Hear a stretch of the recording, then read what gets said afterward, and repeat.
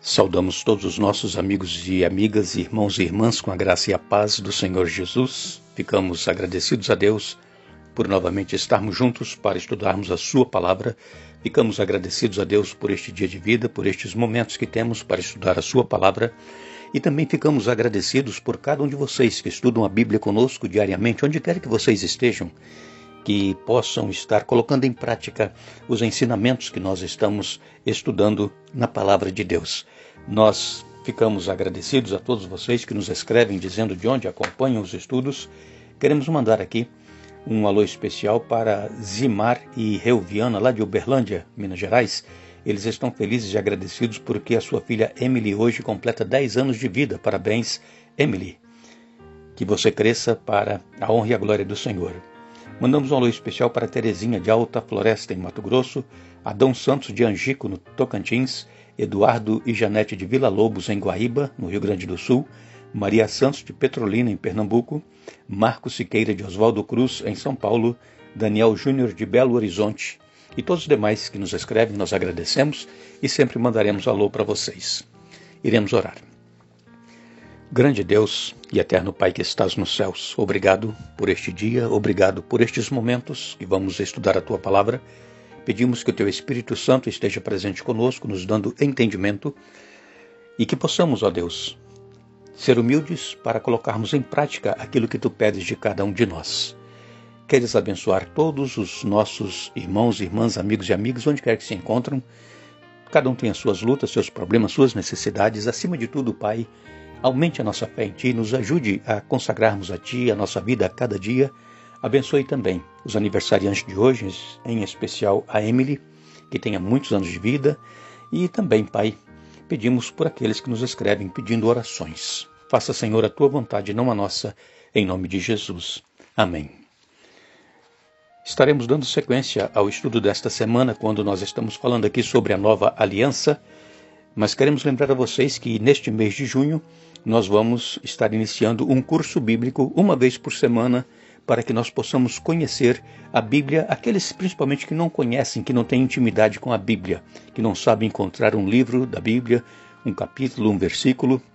Estaremos então ministrando este curso bíblico, conhecendo a Palavra de Deus. Será em poucas lições e espero que você também participe deste estudo. Incentive outros a participarem deste estudo, deste curso bíblico e a se inscreverem no canal Hora Tranquila. Nós vamos continuar falando então sobre a nova aliança.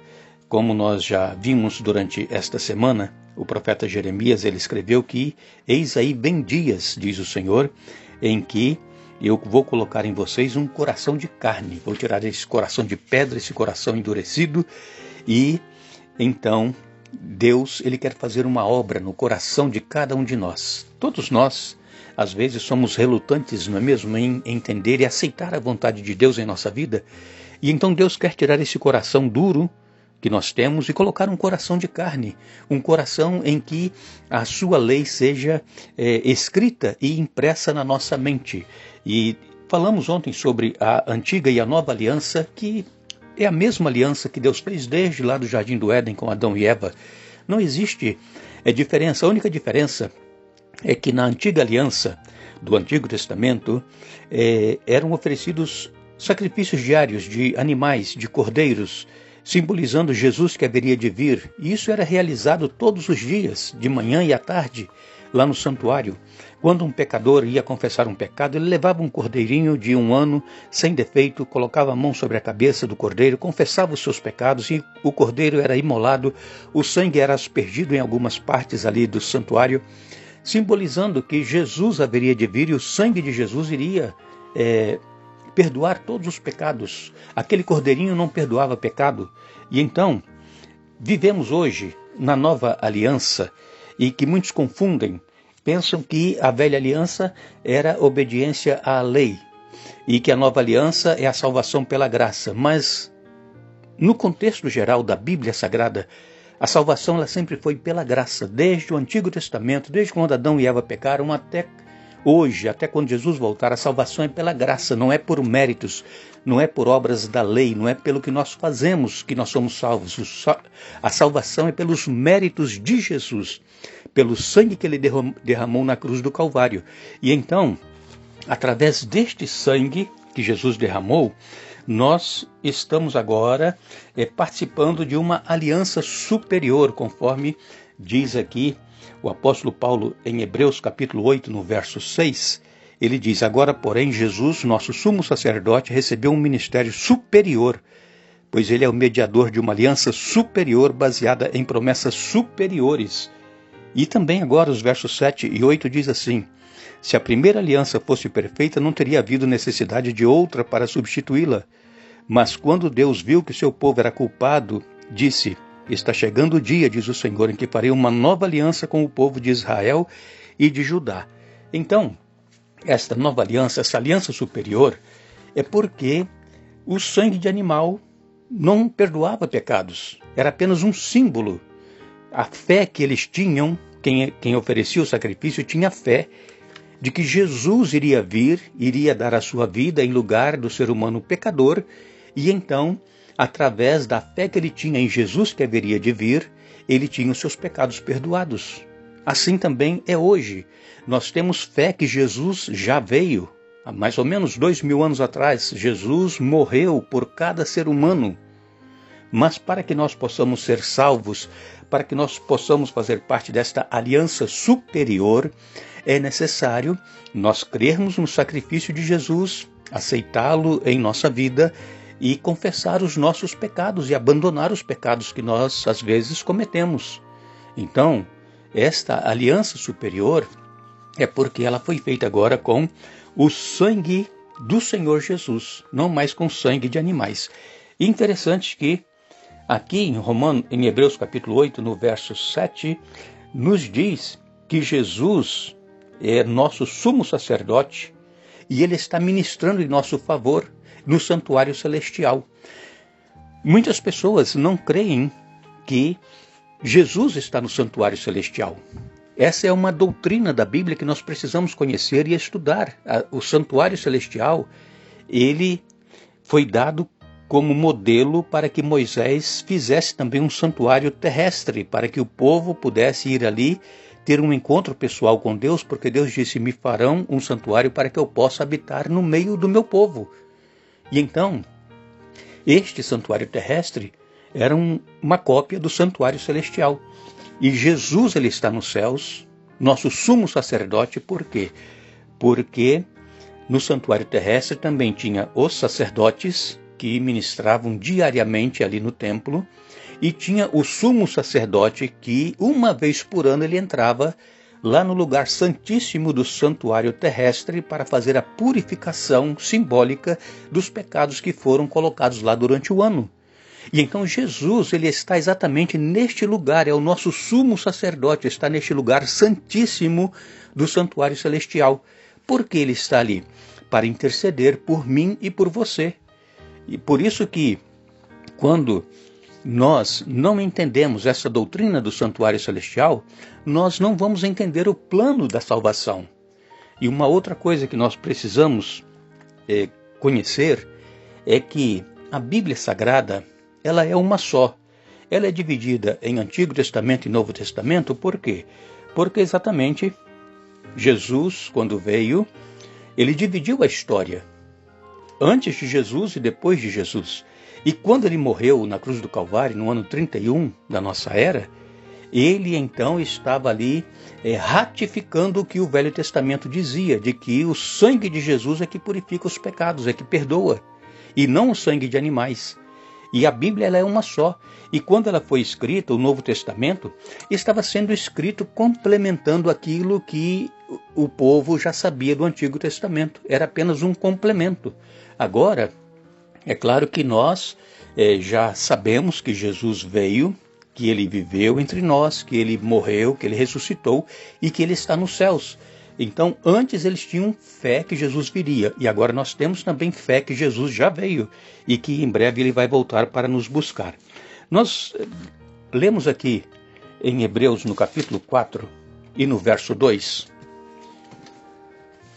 Hebreus capítulo 4, verso 2 nos diz assim: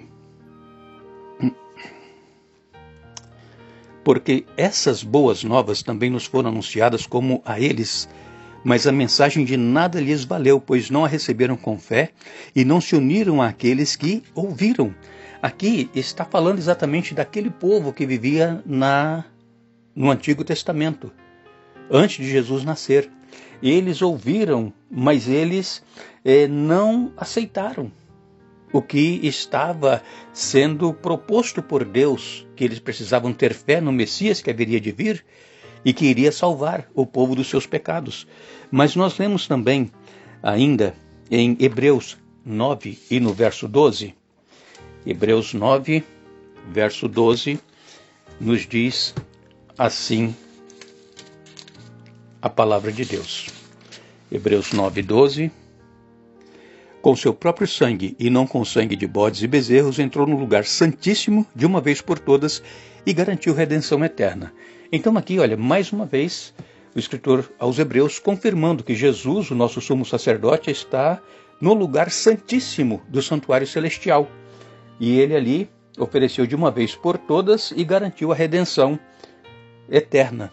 Então, a palavra de Deus, ela confirma que há um santuário nos céus e onde Jesus entrou e onde Jesus está ministrando em nosso favor. Ainda em Hebreus capítulo 7 e no verso 25 nos diz assim: portanto, ele é capaz de salvar de uma vez por todas aqueles que se aproximam de Deus por meio dele. Ele vive sempre para interceder em favor deles. Então aqui está confirmado também que Jesus vive para interceder por nós. Jesus, ele realizou um único sacrifício, morreu uma única vez, e esta morte que foi única, ela serve para todas as gerações, de todos os tempos, desde Adão até o último que viver quando Jesus voltar. Será este sacrifício de Jesus, que é um sacrifício eterno, que nos garantirá a salvação. Também em Hebreus, no capítulo 8, Hebreus capítulo 8, no verso 5, nos diz assim a palavra de Deus: o serviço sacerdotal que eles realizam é apenas uma representação, uma sombra das coisas celestiais, pois quando Moisés se preparava para construir o tabernáculo, Deus o advertiu: cuide para que tudo seja feito de acordo com o modelo que eu lhe mostrei aqui no monte. Então, aqui confirmando que os sacrifícios, tudo aquilo que era realizado lá no santuário terrestre, era uma cópia do modelo que foi mostrado no monte, que é o santuário que está nos céus, onde Jesus se encontra hoje. Em Hebreus 10, verso 1 diz: a lei constitui apenas uma sombra, um vislumbre das coisas boas por vir, mas não as coisas boas em si mesmas. Os sacrifícios são repetidos todos os anos, mas nunca puderam purificar inteiramente aqueles que vêm adorar. Então, todos os anos, eles tinham que repetir esse sacrifício. Mas este sacrifício, ele não tinha poder para salvar, era apenas um símbolo do sacrifício que Jesus iria realizar. E então Jesus veio e realizou um único sacrifício, e depois que ele ressuscitou, ele foi para os céus e se encontra no santuário celestial, intercedendo por cada um de nós. Portanto, esta aliança que encontramos aqui no Novo Testamento, ela é uma aliança superior, porque ela foi feita com o próprio sangue do Senhor Jesus. Estaremos novamente juntos amanhã, se Deus nos permitir. Nós agradecemos a todos que estiveram conosco hoje estudando a Bíblia. Não nos esqueçamos, farei com eles aliança eterna, jamais deixarei de lhes fazer o bem. Jeremias 32, verso 40. Que Deus nos abençoe.